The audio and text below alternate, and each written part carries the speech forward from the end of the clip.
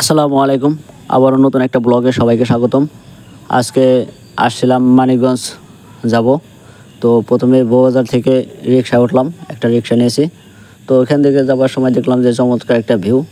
তো ভাবলাম যে আপনাদের মাঝে আজকের এই ব্লগটা একটু শেয়ার করি। তো আপনারা যে ভিডিও চিত্রটা দেখতে পাচ্ছেন, এখানে এটা হলো সরকারি জায়গা। এই বাউন্ডারিটা, এখানে প্রচুর একটা এরিয়া জুড়ে একটা সরকারি জায়গা রয়েছে। তো ভিতরে আগে যাওয়া যাইতো, কিন্তু এখন এখানে সিকিউরিটি গার্ডের মাধ্যমে এখানে বন্ধ করে দেওয়া হয়েছে। এখন আর মানুষ এখানে ভিতরে যাইতে পারে না। রাস্তাটা দেখুন কত চমৎকার একটা জায়গা। এটা হলো পুলিশ ক্যাম্পের রাস্তা।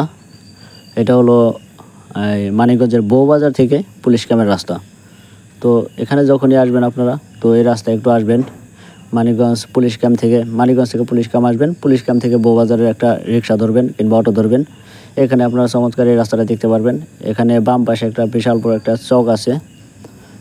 তো এখানে আমরা একটু ঝামেলায় পড়ে গেছিলাম। এখানে আমাদের রিক্সাটা প্রায় অ্যাক্সিডেন্টের মতো হয়েছিল। তো এসে জন্য আমি ওখানে একটু কাট করেছি ভিডিওটা। তো আবার আমরা যাওয়া শুরু করলাম রাস্তা দিয়ে। এই সামনে কিন্তু আমরা পুলিশ ক্যাম্প চলে আসছি। এটাই হলো পুলিশ ক্যাম্পের বাজার। আসলে এটা পুলিশ ক্যাম্পের বাজার কীভাবে বলে সঠিক জানি না, কারণ এখানে তো কোনো পুলিশ স্টেশন দেখতে পাচ্ছি না। তারপর যাই হোক, এখানে মানুষ নাম দিয়েছে পুলিশ ক্যাম্প। তো এই হলো পুলিশ ক্যাম্পের বাজার। এখানে ছোটোখাটো একটা বাজার আছে। এখানে মোটামুটি সব কিছুই পাওয়া যায়। এখানে মিষ্টির দোকান থেকে মুদির দোকান, সরাসরি মোটামুটি পানির দোকান, মাছের দোকান, সকালবেলা আর কি বাজার মেলে এখানে। তাই এখানে এটাকে পুলিশ ক্যাম্প বলে। আসলে এখানে পুলিশ ক্যাম্প বলার কারণটা আমি সঠিক জানি না। হয়তো বা এখানে কোনো ক্যাম্প ছিল, সেই কারণে হয়তো বা পুলিশ ক্যাম্প রাখা হয়েছে। তো আপনাদের যদি কারো জানা থাকে, যারা মানিকগঞ্জ থেকে দেখে থাকছেন, অবশ্যই তারা জানাবেন এখানে এই নামটা পুলিশ ক্যাম্প বলা হয়েছে কিসের জন্য। তো আমরা এখন মেন রাস্তায় উঠে যাব, হাইওয়ে রোডে। তো এটা হলো মানিকগঞ্জের রোড। তো আমরা আজকে যাচ্ছি মানিকগঞ্জ যাব। তো মানিকগঞ্জ সদরে যাওয়ার জন্য আমরা রাস্তা ধরে চলছি। তো এখানে আপনাদের বাম পাশে একটু ঘুরিয়ে দেখাই। এখানে ওই দূরত্বভাবে দেখতে পাচ্ছেন, এটা হলো কাউন্সিল। এই মাঠের পরে কাউন্সিল আছে। আর এই হলো সামনে জাগির ব্রিজ, মানিকগঞ্জ জাগির ব্রিজ। এই ব্রিজটা কিন্তু অনেকটাই চাপিল ব্রিজ। এখানে প্রায় আপনার দুর্ঘটনা হয়ে থাকে, বিভিন্ন রকমের এখানে গাড়ি ঘোড়ার দুর্ঘটনা হয়ে থাকে।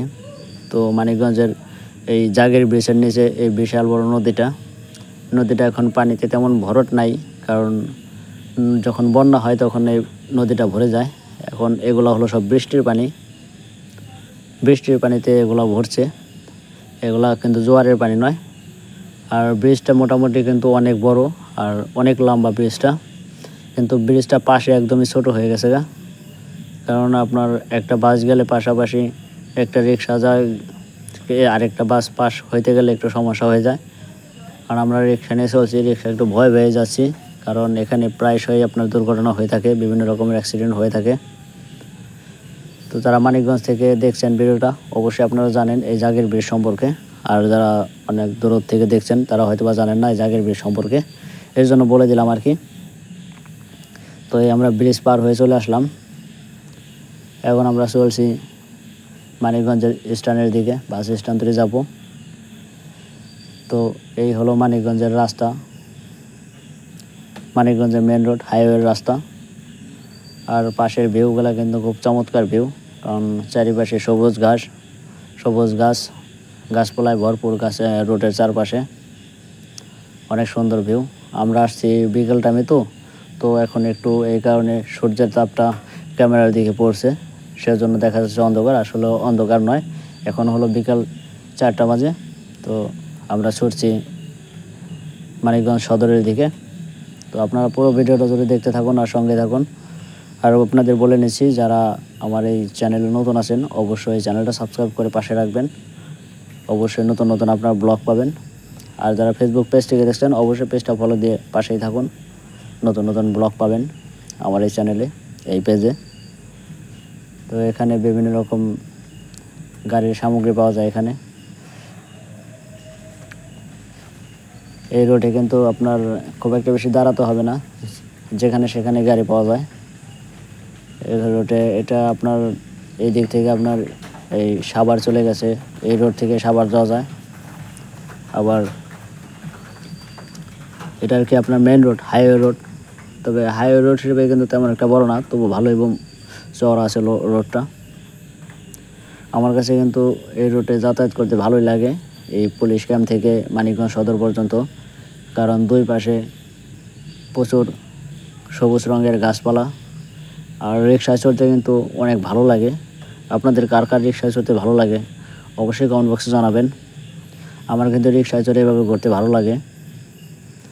আর রিক্সায় চড়ে ঘুরলে আপনার চারপাশে আশেপাশে যা কিছু আছে সব কিছু দেখা যায়, উপভোগ করা যায়। আর রিক্সায় চড়লে কিন্তু দারুণ একটা হাওয়া লাগে শরীরে, মানে তেমন একটা গরম লাগে না। আর এখানে কিন্তু বাসে যাওয়া যায়, পুলিশ ক্যাম্প থেকে এই আপনার মানিকগঞ্জ স্ট্যান্ডে বাসে যাওয়া যায়। বাসে গেলে আপনার 10 টাকা ভাড়া লাগে। আর রিক্সায় আসলে যদি একা আসেন তাহলে তো একা তো আর একটা রিক্সা আসবো না, রিজার্ভ নিয়ে আসতে হবো। একা আসলে আপনার এই পুলিশ ক্যাম্প থেকে আপনার 80 টাকা নেয়, আমাদের কাছ থেকে 80 টাকা নিল। তো আর সেই বউবাজার থেকে আমরা যেখান থেকে আসছি ওখান থেকে আর কি 100 টাকা মানিকগঞ্জ স্ট্যান্ড পর্যন্ত। আর বাসে আসলে কিন্তু 10 টাকা করে আসতে পারতাম। তো আমি বাসে আসি নাই, কারণ বাসে আসলে তো এরকমভাবে আপনার দেখা যায় না, উপভোগ করা যায় না। আর বাসের ভিতর প্রচুর গরম, আর এরা তো বোঝেনি লোকাল বাসের কী অবস্থা। তো বন্ধুরা, আমরা মানিকগঞ্জ স্ট্যান্ডে চলে এসেছি। তো আজকের মতো ব্লগটা এখানে শেষ করব, কারণ এখানে আমার কিছু কাজ আছে, তো সেজন্য। তো আজকে এ পর্যন্ত ব্লগ ছিল। আপনাদের কাছে কেমন লাগলো ব্লগটা তো অবশ্যই কিন্তু কমেন্ট বক্সে সবাই জানাবেন। আর আপনারা কেমন ব্লগ চান সেটাও জানাতে পারেন। তো সবাই ভালো থাকবেন, সুস্থ থাকবেন। আল্লাহ হাফেজ। দেখা হবে পরবর্তী নতুন একটা ব্লগে।